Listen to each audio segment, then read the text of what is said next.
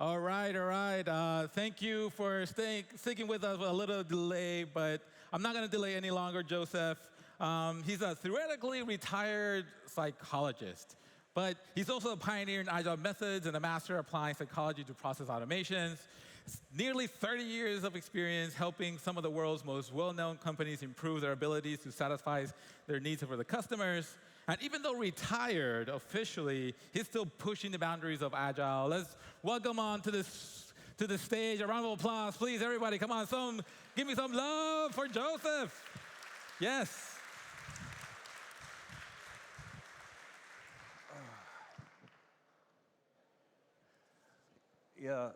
Theoretically retired.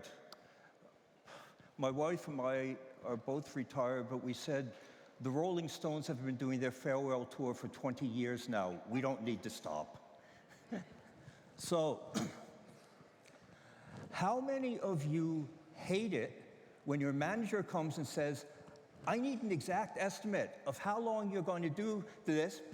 Hands up, right? God, yeah. So, if there's one thing that software developers do well, it's develop software. And some of you are really good at it. Okay, some of you think you're better than you actually are. At least that's what Professors Dunning and Kruger think. But some of you are really experts. And the problem with being an expert is the more you become an expert, the more conservative you become. The more myopic and short-sighted you become. The more you're captured in the bubble of your expertise and unable to think outside of it. Right? You might be surprised to know that other people also estimate. They might not call it estimation, but they also estimate. Economists estimate potential rates of inflation. Financial advisors try to estimate changes in the stock market for their investment clients. Meteorologists estimate the weather. Political commentators estimate who might win an election. Doctors estimate the chances of recovery or the chances of death of a patient. Every young man who's scared thinking about whether to ask that young lady or other young man out on a date estimates their chances of success, right? And last but not least, there are all those business and product managers themselves who are trying to estimate ROI, and how often do they get it right? Okay? So the problem is when you're a software developer in this bubble with other software developers, this bubble becomes an echo chamber. Echo chamber, echo chamber, echo chamber, echo chamber. And what eventually happens there is it has become a cult. And I really wanted to get a t-shirt with this, but I didn't get this. Do you recognize all of this? Especially agile developers, the cult of bad estimation, right? But you might also be surprised to note that there is a science of how people estimate. And this science is called psychometrics. It's an advanced branch of psychology. And what I would like to do is spend some time talking with you about it. So I'd like to invite you to suspend your disbelief for half an hour or so, and let me take you just on a journey of looking at estimation from a different point of view. So there are three things we're going to talk about: what the problem really is, and give you one approach to solving it. I'm going to show you a couple estimation fallacies, how to deal with them, and a couple new estimation techniques and how to use them. So, the problem. Any of you who know Star Trek know the Kobayashi Maru. If you don't know it, the civilian ship, the Kobayashi Maru, is stranded in the neutral zone between the Federation and the Klingons. This is a test that was done at the Starfleet Academy for potential commanders. You're commanding a starship, which is a warship, and the civilian ship is stuck in the middle. And you have the choice. Either you go in with your warship to save them, and the Klingons will see that as a declaration of war, and they will attack you. Or you just leave it, and the crew of the Kobayashi Maru die. What do you do? Right? Estimation is a Kobayashi Maru situation. It's a no-win. Damned if you do, damned if you don't. And I've tried to avoid bringing long quotes, but this one from my friend Raquel at Google is a great one. Story points are like your failed hails to the Klingon ships, asking them, please, can you come in and save the ship? You know it's useless, they'll ignore it, but at least when Starfleet finds the logbooks next to your rotting corpse, you can rest in the satisfaction of saying that you tried according to the book, and it's all the Klingons' fault. Right? So, this is a problem. How do you deal with this? How do you deal with this no-win situation? Well, there's an obvious solution, and some of you might even be old enough to recognize this.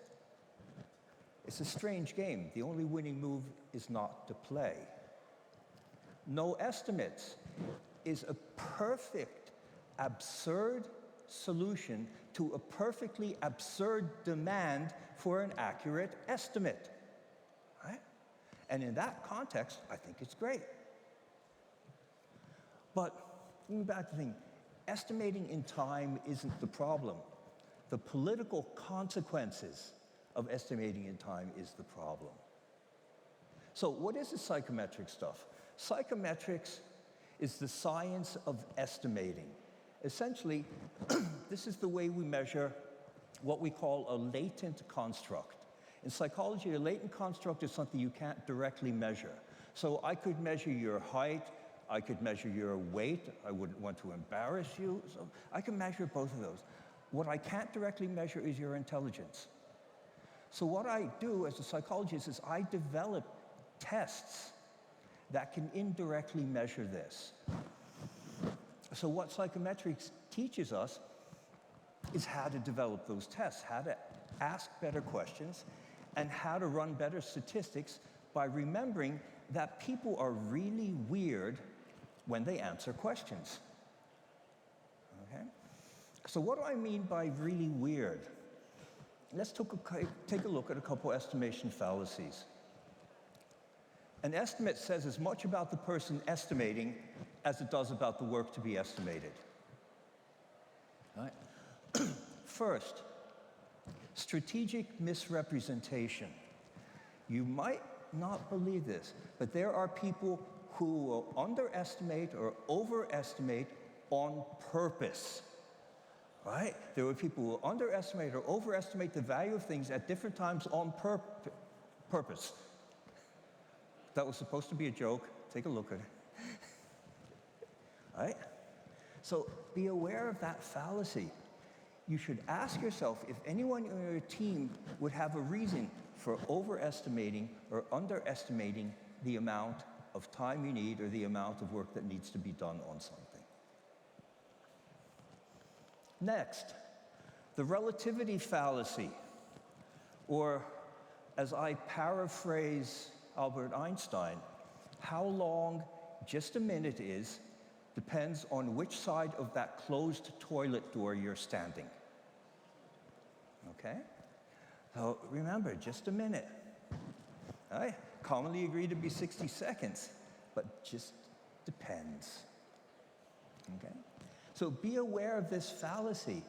Make sure that the estimates come from the people who will actually be doing the work, and not the manager says, hey, come and do this, it will only take you a minute. Wait. Oh.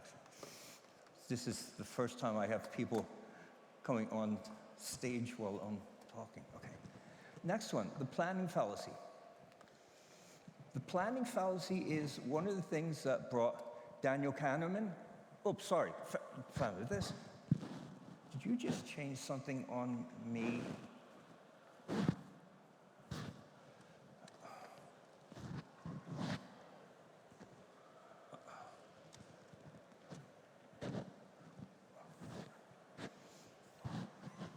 No, that's not what's up here.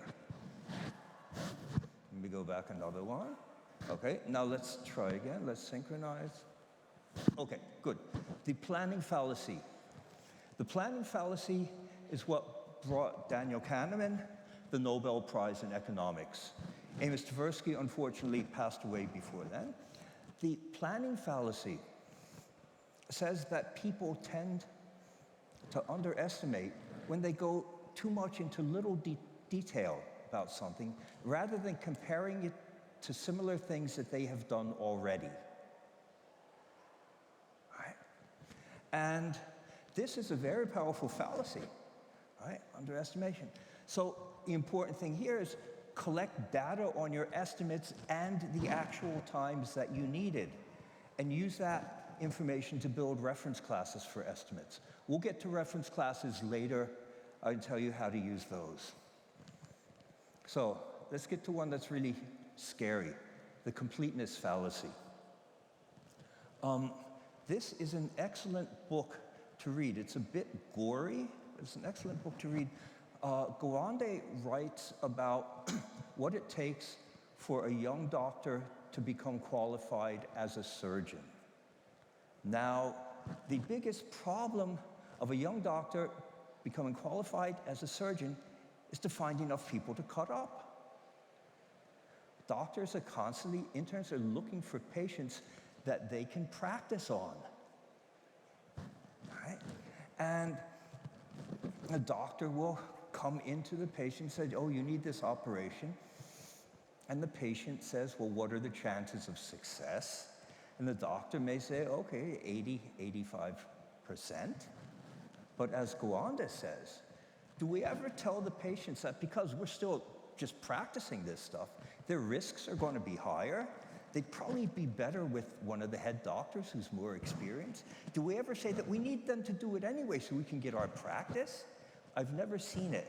Given the stakes, who in their right mind would agree to be practiced on? Right? Do you have all the information you need? So let's get into psychometrics. This is the basic equation from item response theory.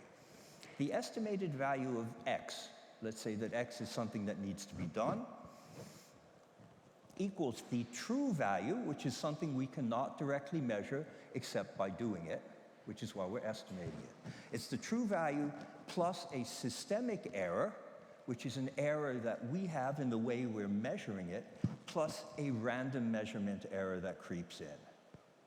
Okay? So now this true value here, dimensionality of estimates, the time needed for this is a function of three variables. It's a function of the work that needs to be done, the person or people doing the work, and the instruments and tools available to that person, plus something we'll call a load factor. Now we think about that. The risk or the chances of success of an operation will depend not only what kind of operation is it being done by the head doctor or an intern? Is it being done in surgical ward of a major hospital in London or someplace out on the Gaza Strip? Be honest about it. All these things play a role, and all of these need to be considered as factors in your estimate. A load factor, you probably know that. A load factor is any impediment that will cause something to take longer. And we all know these: meetings, facilities, lack of the good tools, right? Interference, disruptions, team problems, personal changes, unclarity in the requirements. Now, a load factor in psychology is something we call a confounding variable. Confounding means it can affect either the work to be done, or the person doing it, or the tools available to doing it, which means it can screw up essentially everything. So this is the important thing, is to be aware and understand, have you considered all the factors in your estimate as well as your potential load factors? Okay, another hardcore one, the distribution fallacy. You're familiar with roulette, probably. In roulette, when you bet on a number, your chances of winning are what? 2.6%, or something like that. It's a uniform distribution. There's a uniform chance of getting any one of the either 36 numbers or the 2 jokers. Totally flat distribution. Okay, so an estimate, though, is a range and not a number. And ever since Barry Boehm wrote about estimating back in, what was it, 70s, 80s, or something like that, people came up with this idea of the cone of uncertainty, which means in the beginning, when you don't know anything, your range might be actually very big, and by the time you get done, you actually know how long you took it, which has changed to have people understand or think that when you give an estimate, your distribution of potential actuals over that estimate will be a Gaussian distribution, right? This has been proven not to be so. This is probably the most easily accessible work for this. This is a statistical model from Bernardson based on Derek Jones's SIP collection of over 15,000 estimates versus actuals. It's fully documented, the data set's out there, all the code in R to analyze it is open source, you can go and check this yourself. And what Bernardson discovered is that estimates versus actuals is not Gaussian, this is a log normal distribution. Think about it, most of the time you won't get it done quicker, but there are a lot of reasons why it's going to take longer for you, right? You know what this screws up? This screws up all those people who say that Monte Carlo simulations are the right thing to do. At least all the Excel sheets I've checked to do this have their basic distribution being Gaussian and not log normal. They're skewing all their estimates. Be careful. Now, going on about this, sprint capacity is also, it's an inverse log normal distribution. There's a point where you can't get any more done, and this has something to do with the laws of the universe, 24-hour days and things like that. But there are all these load factors and reasons that you're not going to be able to do everything, right? So how much are you going to commit to? Tracking your estimates versus your actuals. So being aware of this fallacy says, are you aware of the underlying probability distribution of any estimate you're getting, especially considering the actuals? Next fallacy, the groundhog fallacy. Comes up. Every day, same thing. Every sprint, the same thing. I'm not going to get into a discussion about whether using velocity is a good idea or not. Let's leave that for beer afterwards. But if you are using velocity, important thing is, are you using velocity as a descriptive or an inferential statistic?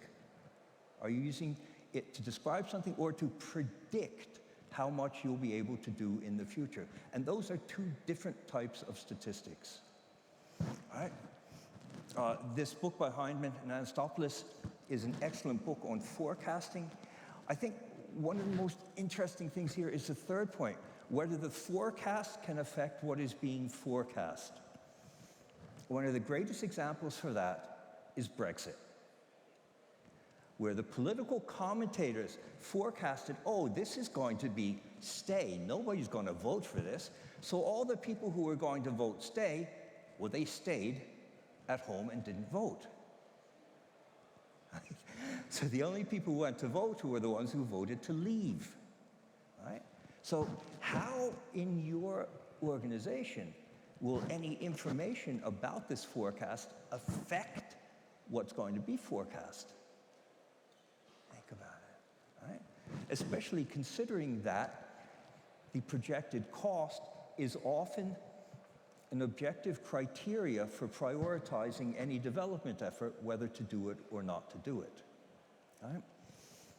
Okay, if you're doing velocity, you're doing it wrong. Oh, okay, I said that's great. Because if you're doing velocity, standard way to do it is taking the arithmetic mean of the last n sprints, where n is a number between, what we normally do, 3 and 5 or something like that. Okay? this is what you get. It's the average value, and you say, this is about how much we're going to do next sprint. There is a basic assumption here that is wrong. That basic assumption is saying that all your data points are equally important, that they're all equally weighted. If you're using the last 5 2-week sprints, that's saying that the way your team worked almost 3 months ago is exactly the way they're working right now. Is that true? It may be, but it's something that you really do need to question. There is a better technique. For those of you who know statistics and time series analysis, is something called an exponentially weighted moving average, where what you're doing is you're putting less and less value to the earlier data points. And I think there's even something in the statistics add-on for Excel that lets you automatically calculate this.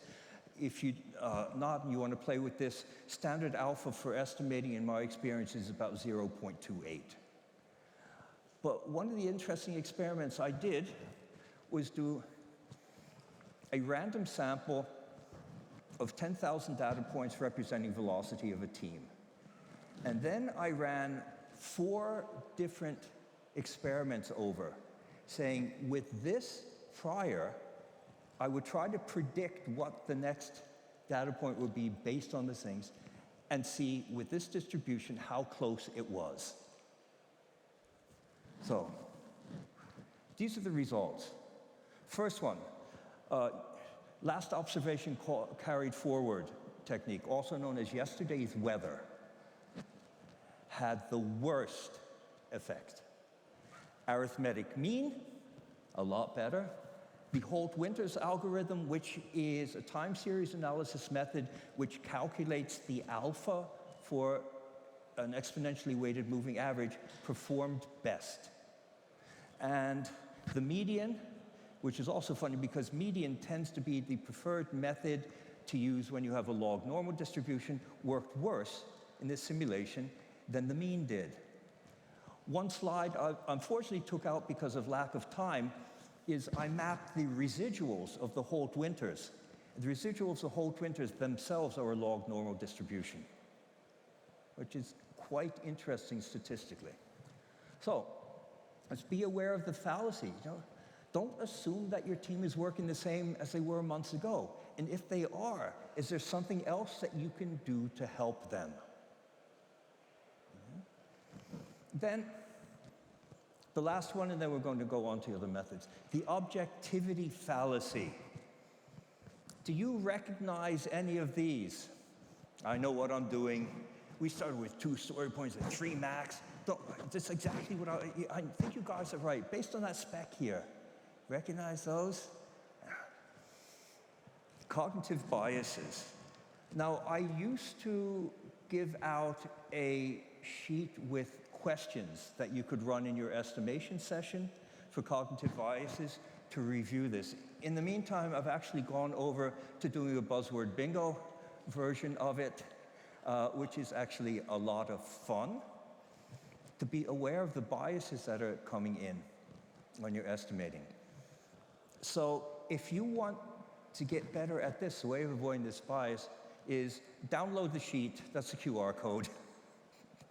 Grab that, or ping me on LinkedIn or wherever, and I'll send you it. Okay? It's quite a useful thing. Okay, let's go on. Some estimation techniques. I'm also going to cut this down a little bit. This is actually the best part of a 3-hour workshop, which means I'm leaving all the juicy bits out. All estimates are wrong, some are useful. George Box would probably love me for that. One of the first techniques I use, I estimate in time, but not only. I estimate in time, but, excuse me, I am not a mathematician, nor do I play one on television. Let's play with the words. Let's say that estimating is a complex activity. And if it is so, estimates are complex numbers. Complex numbers have two parts, right? They have a real part and they have an imaginary part. And so what we can do is we can refactor those two parts and deal with them separately. So your real part's the number. The imaginary part is anxiety. And anxiety, angst, fear, that's in your subconscious. And it's often based on things that happened to you in the past. All right? Remember when you were a little child and you told your mother, I'm going to go down the street to play with my mate, and she said, yeah, be back 5 o'clock for dinner. And you said, yeah, I got this. So you were having so much fun playing that was 5 o'clock, then 5:30, then 6 o'clock, and about 6:15, your father came and grabbed you by the ear and dragged you home. This is a traumatic memory that left its traces in you, and you say, man, if I don't estimate it right, if I don't get this right, I'm going to be punished. So I'll probably estimate a bit too much on this. Right? So the first thing you need to do here is rationalize this. Bring it up to the surface, say, yes, it's here. When you rationalize this, what you get is risk. Risk is rationalized anxiety. It said, yeah, there is a risk that I might be wrong. Yeah, shit happens. Let's accept that fact and deal with that fact. And the next step you do is quantify it. I just use a Likert scale from 1 to 5. 5 being essentially, I would bet my job that I need exactly so much time to do this. A 1 would be, well, Joseph just asked me in front of all these people, so I'll say something, but I don't believe it myself. Okay? And what you get when you get that is value-neutral information. Okay? And then, next thing I do is I teach the product owners or product managers to ask the question, not what can I do to get your comfort level up, but, what can I do to get the estimate better, but how can I help you get your comfort level up? And the answer to that normally is not, I need more time. The answer is, I need more information. And if you track your estimates and actuals and your comfort level, track your data, what you're going to find, your comfort level is going to become your standard deviation. If you have a comfort level of 5, that means you're pretty spot on with your estimates. If you have a comfort level of 1, right? So, next thing, next technique. This is pretty much state-of-the-art, reference class forecasting.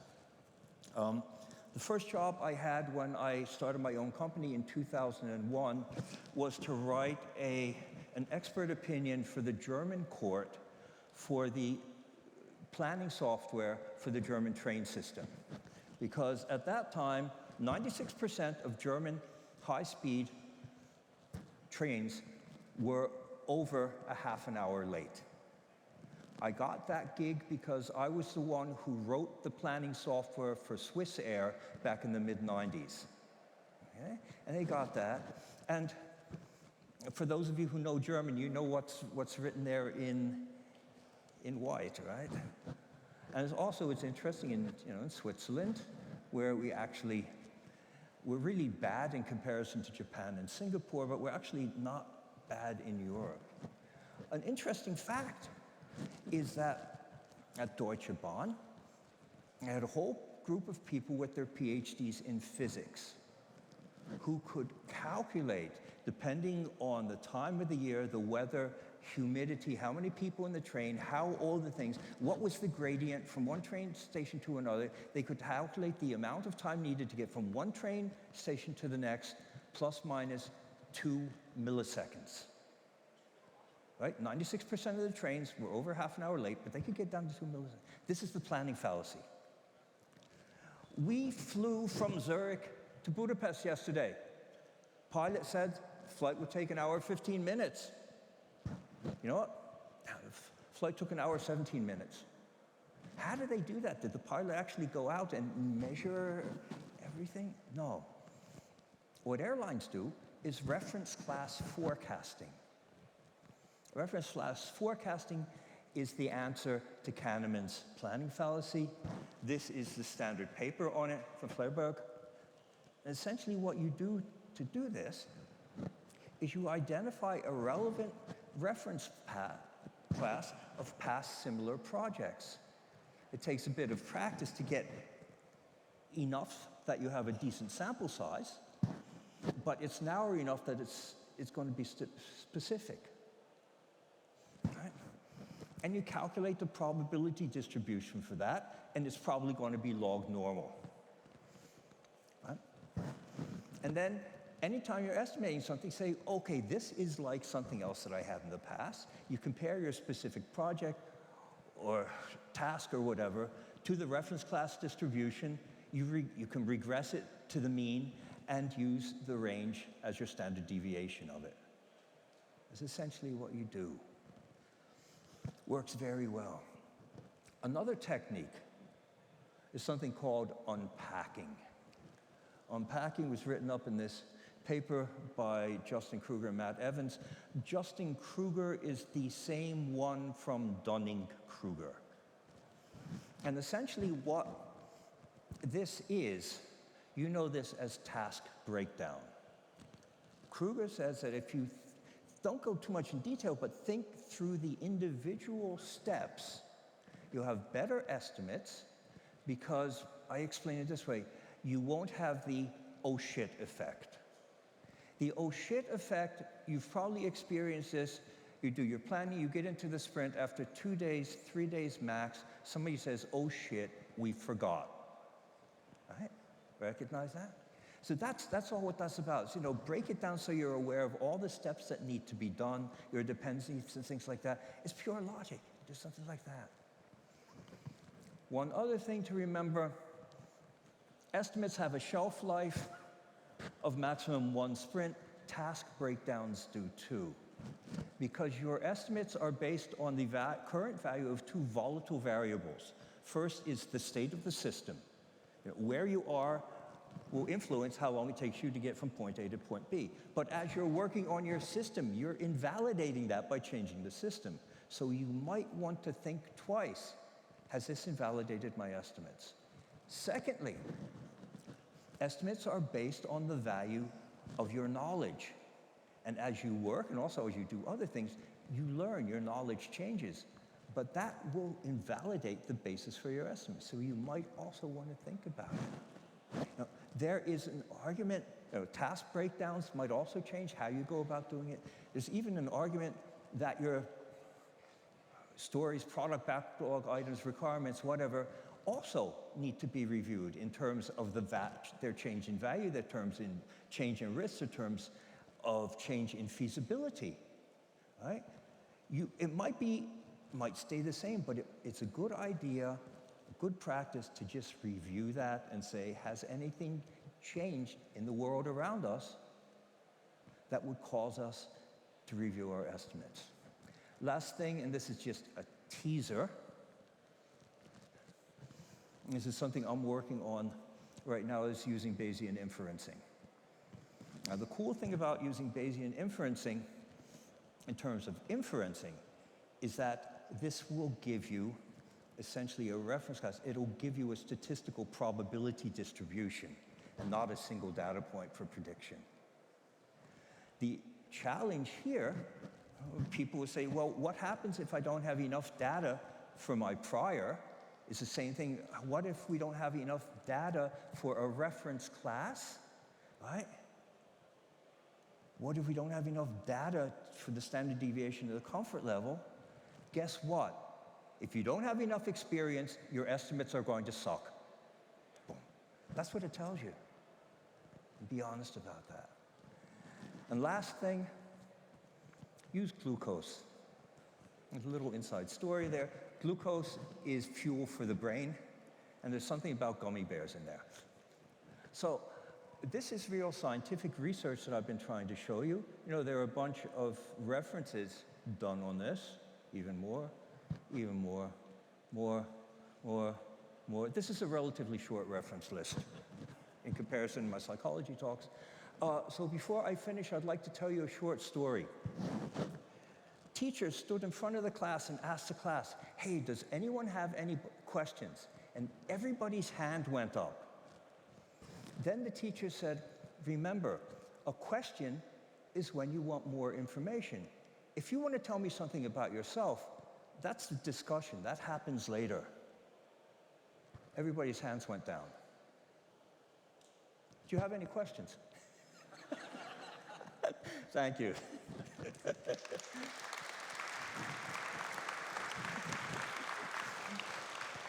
All right. Hello? Okay, I'm here. Thank you, Joseph. I don't know. I mean, we've been talking about story points for the last, 40 minutes or so. I want names. Who invented story points? Fuck. Okay, I was afraid that this question would be asked. The story, as far as I know it, right? I worked for Chrysler on the C3 project back in the mid-90s. I did their tooling. Hold it, I actually have a slide here that shows this. I pulled this out of a talk that Ron and Chet did back application development back in '98. They estimated in terms of an ideal engineering week. They always used time. It's just Ron got fed up with calling it an ideal engineering week, so Ron called it a point. And there's a big semantic difference here. Back when I started working with Kent, he came to Europe after Chrysler, and I worked as his assistant. He said, look, we have this issue. People like to estimate in time, but we're not good at it. Why don't you come up with an alternative? So I came up with an idea of an abstract scalar unit, which I called the gummy bear, because there was a gummy bear store around the corner from the bank where we were working, and one side you need glucose for your brain. Another side, these were really tasty, and Kent always wanted food at meetings. And third, since this is the way we represented work, we always hoped that in the middle of the long discussion, one of the developers would pick up a gummy bear, and the light bulb would go on and say, well, actually, we're wasting time talking rather than doing work. And the gummy bear, this idea of an abstract scalar unit, is what became the story point. I'm happy Ron's taken the fall for it, but there's a difference between the point being another name for an ideal engineering week and story point being an abstract unit, which people can't really figure out how much it is. And that's one of the reasons why we left it. And we should have buried it very deep with a stake through its heart. Okay. It got out. Okay, thank you. So maybe we got time for one more question. We have here a question from Tyrell. Do you think that the mythical man month is still relevant today? Mythical man month? Yeah, in terms of, what was it, OS 360, probably not. But there's a lot of stuff in there in Mythical Man Month that I really still value. Yeah, a lot of stuff that Brooks wrote that I would totally put in. Yeah, definitely. All right, and you know what? I'll entertain one more question. Any recommendations on how to reach these ideas to project managers? I can tell all these arguments to them, but they want unchangeable estimates anyways. The problem with managers wanting really exact estimates is because then they push the responsibility for risk away from themselves where they should be doing it. They push it on to developers, and all they need to do is manage a plan. This is where the problem is. They want these hardcore estimates so that all they do is need to manage this plan, and they push all the risk away, and they don't want to deal with it. I'm sorry, I was lucky to work with fantastic CFOs in my career. And those were people who understood risk. Those were people who understood estimating in that way. Those are people who helped me develop this idea of comfort levels. because they're doing financial predictions. How much do you think inflation will increase next month? How much do you think our revenue will increase next month? Sorry, but those are the type of people you need as managers. I'm sorry I can't answer any more now, but I'll be hanging around. Yeah, so another round of applause for Joseph, please. Show him your love. Here's a little keepsake from the Craft Hub group. There's a little Palinka in there.